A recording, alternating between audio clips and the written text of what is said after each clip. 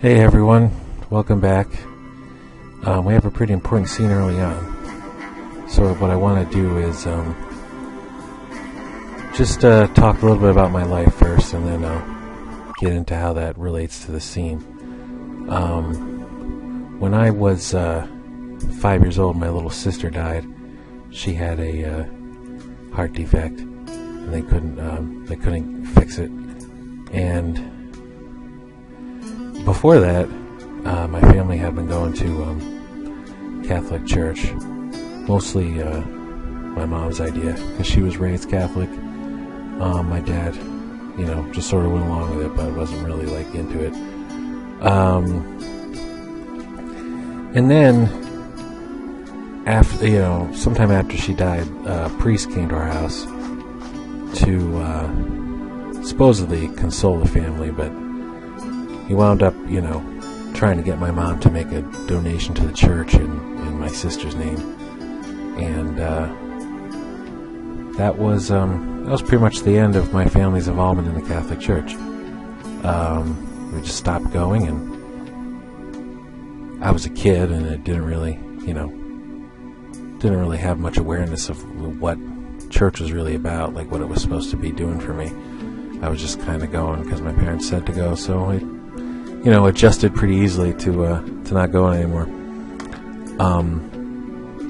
And many years later, I'm married to a pastor at a church, not Catholic, and I have a somewhat more charitable view of the whole thing, although I still consider myself an agnostic. But we went to a family wedding. One of my wife's cousins was getting married. And so my wife's old grandmother, who's about the same age as my grandmother, in her 90s, although she was a bit younger then, this was several years ago, she's talking to me, and all of a sudden she brings up my sister out of the blue, and she says, "Oh, I heard that, your little sister died, and that's why, your family, stopped going to church." And I was like, "Yeah, that's pretty much what happened." And she starts saying, "Oh, well, don't you know that was part of God's plan?" And, not the first time I had heard that. But at the same time, my gut reaction is just say, fuck off. But, of course, I'm not going to say that to my wife's old grandma. So I tried to be honest about it. I said, well, if I knew that was true, then it wouldn't make me feel better, it would make me angry. And she did not expect to hear that. She's like, "Well, why?" And I was like, well, because then it's not just, cruel fate. It's something somebody planned out. It's somebody taking responsibility. And, what kind of a plan kills a little girl and hurts her family for life? I mean, I guess somebody could come up with some, cockamamie scheme about if your sister dies, it'll prevent a dystopian future. But seeing where we're at now, that obviously was not the case. No, I didn't say all of this to the old lady. I mean, I'm sort of riffing now. But the point is, you have to be, if you suffered something like that, it takes a very devout person to feel better, if thinking that it was somebody's plan. And you also really must not be pretty deferential to authority, because you're willing to allow somebody that kind of power over your life and accept it and not even be angry. I mean, I would want to complain. Excuse me. I mean, I would want to complain to God's board of directors. But the point of this is, so the scene now where Bane's talking about, the elven genocide and how it's sort of really hurt the city's faith in Arcadius. Laurel doesn't really know what to do and starts crying. And I took some kind of heavy criticism for this scene. People felt like I wasn't giving religion a fair shot by having Laurel kind of, cop out of the argument, I guess, and not have a good answer. But I don't think it really reflects badly on Laurel at all. I mean, Dasani might have had something to say back, but she's got decades of experience with counseling and being a spiritual leader and such. I mean, Laurel's young and hasn't really encountered somebody who, with feelings like that. I mean, she was sort of surrounded by very faithful people, and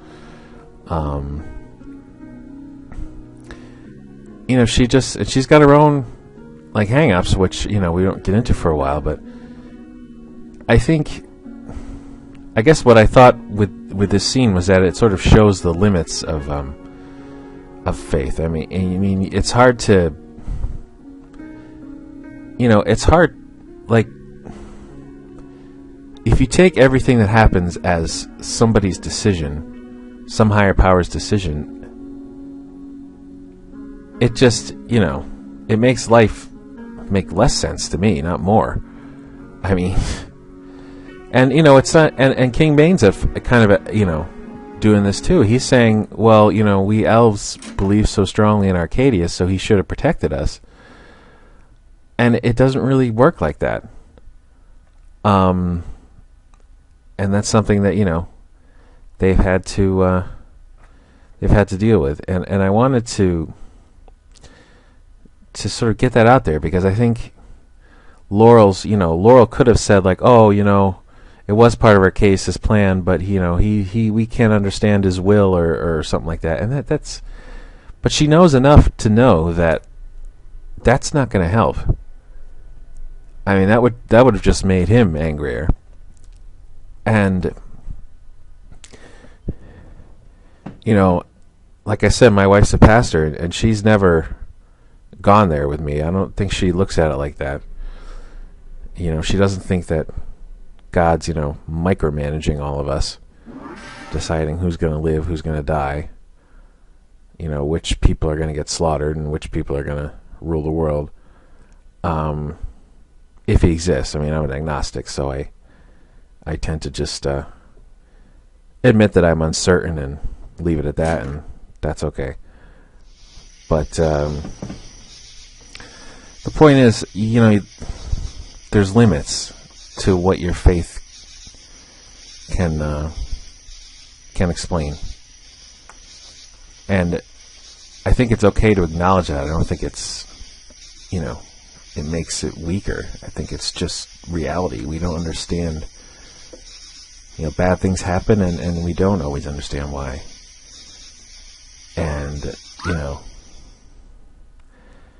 and in my case, if I thought that, it was up to God that my sister died, I'd be walking around with an even bigger chip on my shoulder most of the time. I would just be furious. But I don't. I prefer to think of it as just cruelty of nature, just bad biology, and that's and that's about that. But I think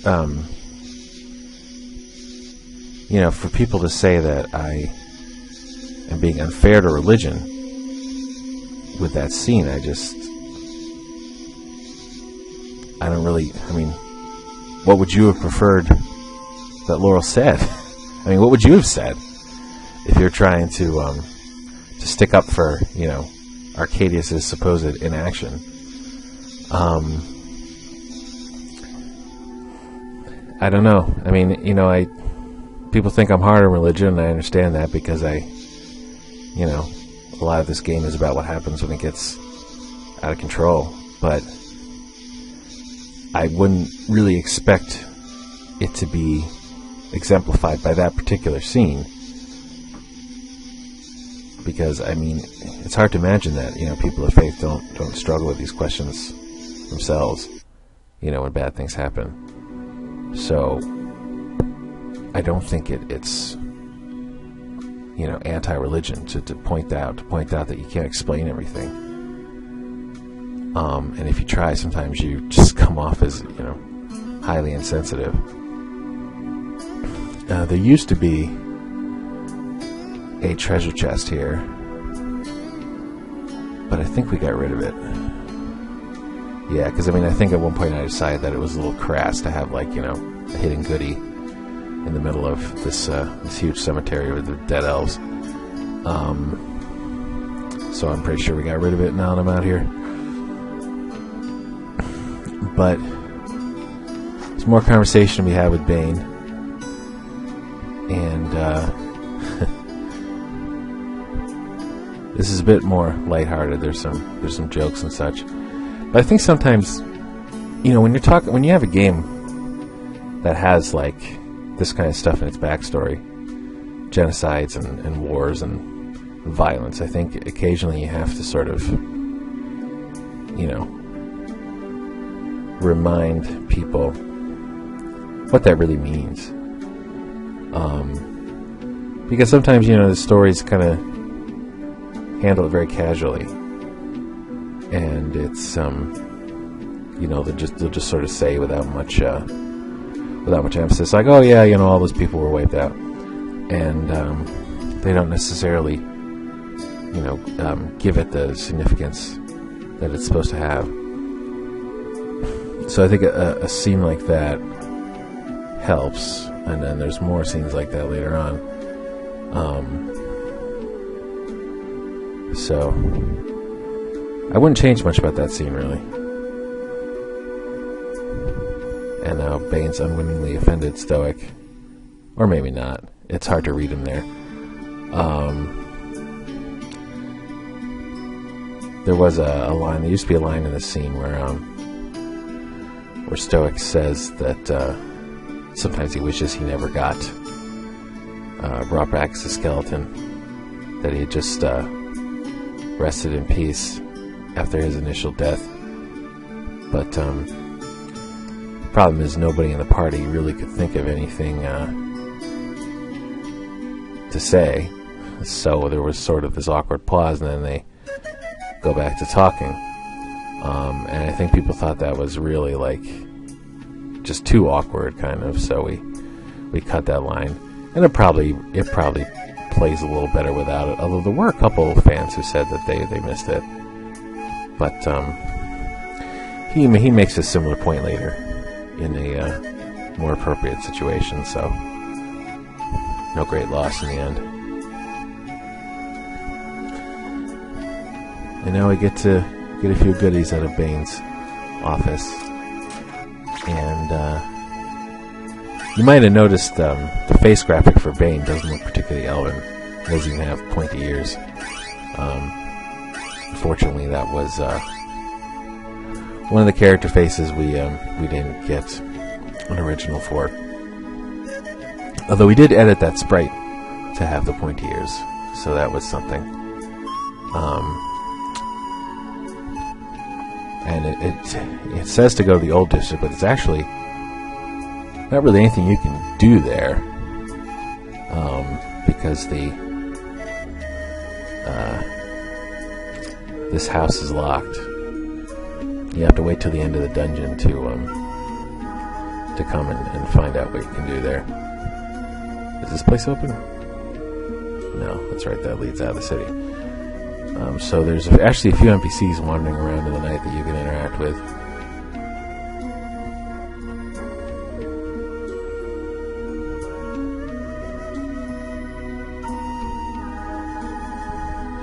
And here we have a Gallian soldier who's serving in Relenia. So that's sort of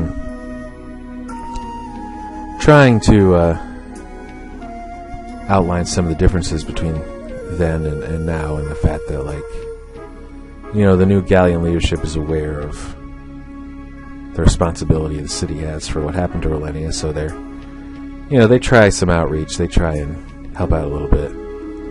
But you know, it's a tough balance, because if they got too involved and too like pushy and too mixed up in Millennia's daily affairs, the city would probably resent them. So they just kind of keep their distance, but still try and help.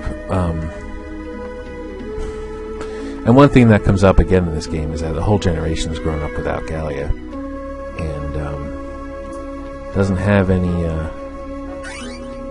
ill will towards elves and such. And I used to feel that way about you know, America, and about just I used to think that, you know, a lot of young people would wouldn't want to fight the conflicts of the past. But now that's all changed, and it seems like a new generation of young white guys is just so fucking mad at black people and women and Mexicans and Muslims and whoever else, and you know, and it's hard to figure out. I mean, people say, like, you know, oh, it's just because, you know, black people, you know, have made progress, but I don't know. I don't think it's that simple. I mean, I'm not sure. It's like, it seems to be more about, like, at least for young people. I mean, and there's you know, there's old guys who are always racist, and they're still racist, but I think for younger people, it's mostly about the internet, and like, you know, being so mad that they can get called out on Twitter for, you know, saying something, you know, racist unwittingly or not. And, you know, I just can't shake the feeling that a lot of people voted for Trump just to piss off, you know, progressive people on Twitter. But, you know, let's not get too far into that, or I'll just wind up grabbing some whiskey and drinking myself into a coma. So we're in the dungeon now, and this is probably my favorite dungeon in the game. It's just so much to do, and so much to so many different kinds of puzzles, and but at the same time, it's sort of mostly unified by one mechanic, which is the golem. And, you know, later, as we got late into the game, Mark would get more into like that idea of the dungeon should be based around like one central mechanic, and as a result of that, we sort of sacrificed the variety of the puzzles a little bit. But this is sort of a bridge between both of those approaches. Both those approaches. And look what I can do. You can get this treasure chest without stepping on any spikes. So, this is the head sort of intro of this dungeon is the thing with the heads. In getting there for lock, stock, and TSBs, and if you watch the Clean Slate Let's Play, you remember those guys. Although how they ended up here is still a mystery. So one thing we did with this dungeon that you may have noticed is that there's no random encounters. Mark had an idea to try something different and to just have these cells, and every time you walk in front of the cell, there's a chance that something will pop out and fight you. And it's pretty cool. And I mean, not every dungeon gives you an opportunity to do that just with the design, but in this case it made sense. And the shit. Sorry, I'm like focusing on this. And if you notice, the monsters are all kind of recolored versions of the of monsters you've already fought. And we were trying to give Anchor a break after the last arc, because we asked him for so many battlers, and he was still sort of behind trying to finish some of those. And we had some more critical ones for this arc. And if memory serves, we actually didn't have an original Andal battler until this arc. When we were making it, for the first time, that was when we finished it. And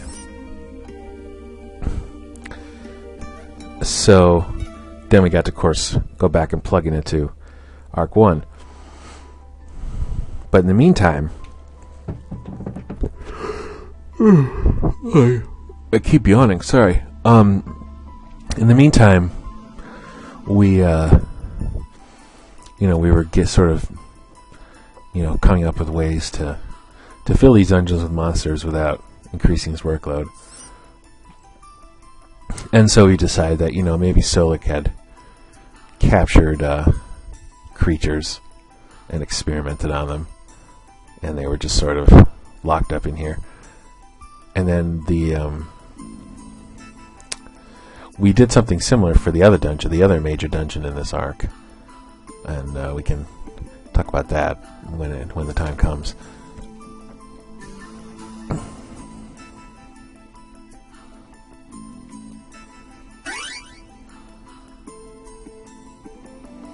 Alright, so we got 2 down, 1 to go with these heads.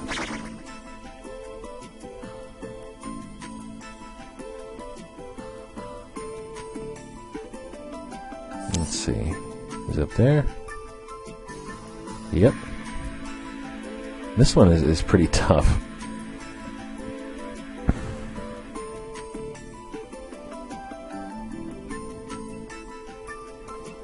TSB. Forgot what the letters stand for. Well, it actually stands for Two Smoking Barrels.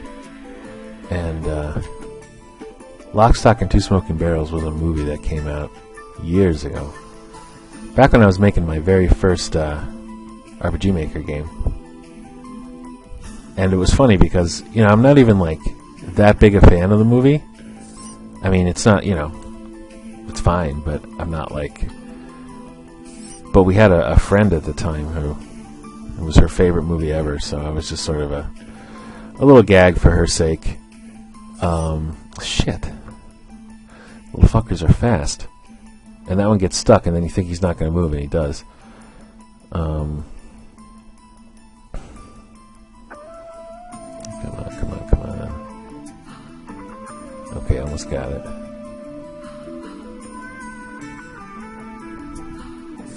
Oh, shit. I backed up into that guy.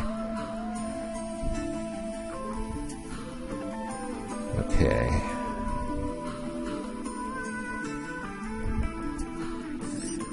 Oh, for God's sake. Easy no.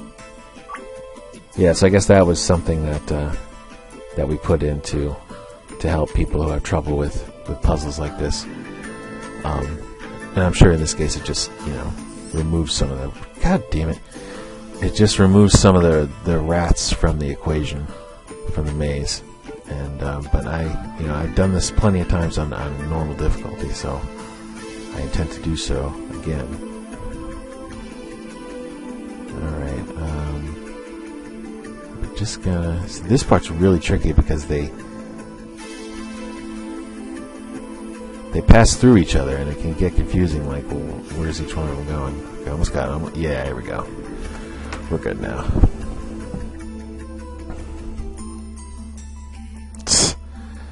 And of course, everybody's making headless puns, and that's just too much for old Stoic. Can I get over here? No. See, that's the treasure you get when you come back later. So we'll make sure to do that.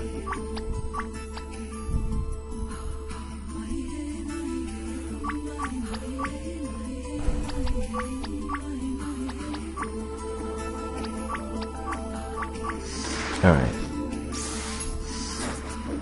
And the strategies against these guys are mostly the same. their attacks didn't change all that much. Although I'm sure they were kind of boosted in terms of the amount of damage they could do. Or else we would be hurting.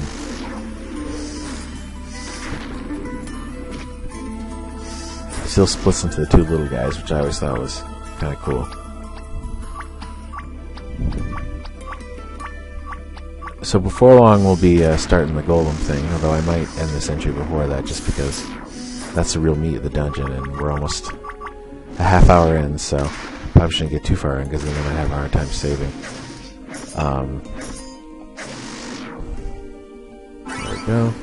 Oh, gray matter, that's a good skill. Okay. And now we give them all the heads back. We can play this this little game here. Now all you put your heads together. Ha ha ha.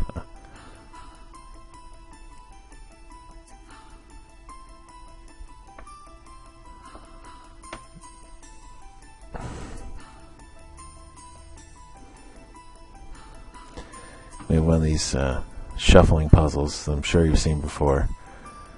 And it looks easy to program, but I bet it was kind of a pain just to make sure that, like, nobody goes too far the other way, because I think it's random.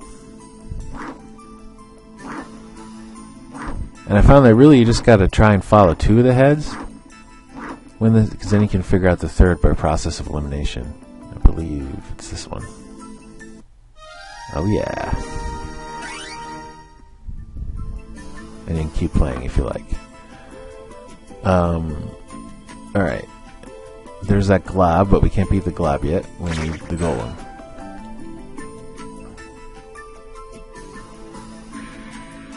And Laurel is like enthralled by the golem. She's read about them and she tried to make one.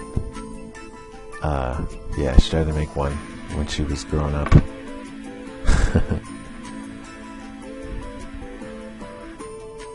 And we get a chance to use this cool sprite, which looks like it was taken directly from Castle in the Sky, which is a Miyazaki movie. Actually, it's really called Laputa, but they tend to change the title because Laputa in Spanish means the whore, which I don't think was what Miyazaki was going for.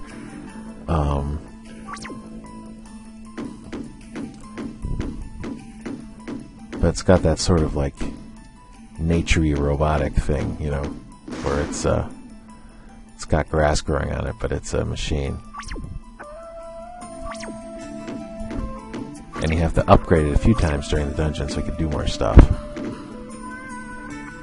You really can make like a whole game out of this idea if you wanted. And the golem flattens all the spikes you can get through. This part's just oddly satisfying.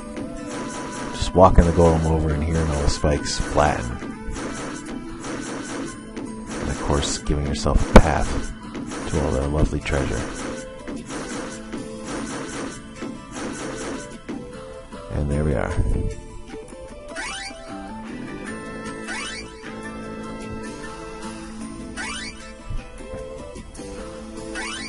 What's in the red one? Oh, golem recipe. That's right, that's a fun puzzle too. Oh, this room. Yeah, this room takes a while, so we better go and save.